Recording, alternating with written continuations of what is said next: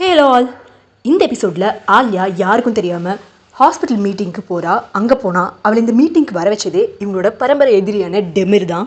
இந்த ஹாஸ்பிட்டலோட one of the owner அவனும் தான்.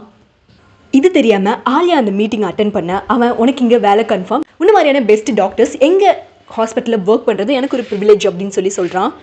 ஜிஹானோட லவர் சொல்லி ஜிஹானும் இந்த இடத்துக்கு வந்துடுறான். வந்த செகண்ட் ஆலியாவை கூட்டிகிட்டு போயிடுறான். வீட்டுக்கு போய் ஆர்கியூ பண்ணும்போது என்ன ஆனாலும் நான் அந்த ஒர்க்குக்கு போவேன், நான் அங்கே வேலை செய்கிறேன், என்னோட சர்வீஸ் நான் பண்ணுறேன், அதுக்கான பேமெண்ட் வாங்குறேன், உங்களோட காசில் நான் இருக்கவோ வாழவோ விரும்பலை அப்படின்னு சொல்லி தெளிவாக சொல்லிடுறா.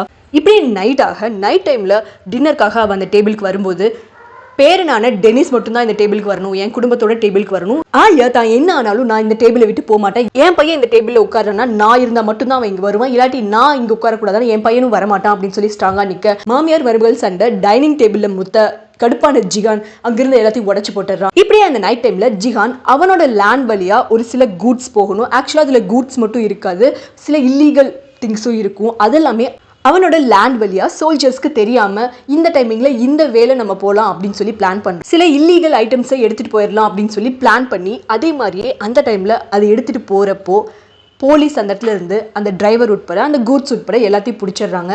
இது எப்படி பாசிபிள், இது யாருக்குமே தெரியும். லாஸ்ட் மினிட்ல கூட நம்ம பிளேஸ் மாத்திரமே இது எப்படி நடந்துச்சு அப்படின்னு சொல்லி ஜிஹான் ரொம்பவே கன்ஃபியூஸ்டா இருக்கான். வீட்டுக்கு வந்த அந்த செகண்ட் சடாஹட் சொல்றது, இதை பண்ணது உன்னோட ஒய்ஃப் ஆலியா தான், எனக்கு ரொம்ப தெளிவா தெரியும், நீ பேசி முடிச்சுட்டு கார்ல போகும்போது அவ கீழே இருந்து மேலே வந்தா, இதை நான் பார்த்தேன், நீ அதை வட்ட கேளு அப்படின்னு சொல்லி அனுப்பி விடுவா. அவன் போய் கேட்கும்போது, ஆமா நீ கிளம்புனதுக்கு அப்புறம் நான் மேலே வந்தேன், அதுக்காக நீ பேசுனதெல்லாம் நான் ஒட்டு கேட்டேன்னு அர்த்தம் கிடையாது, எனக்கு ஒரே ஒரு பதில் மட்டும் சொல்லு, நீ தான் போலீஸ்ட்ட இன்ஃபர்மேஷன் கொடுத்தியா அப்படிங்கிற மாதிரி அவன் கேட்பான்.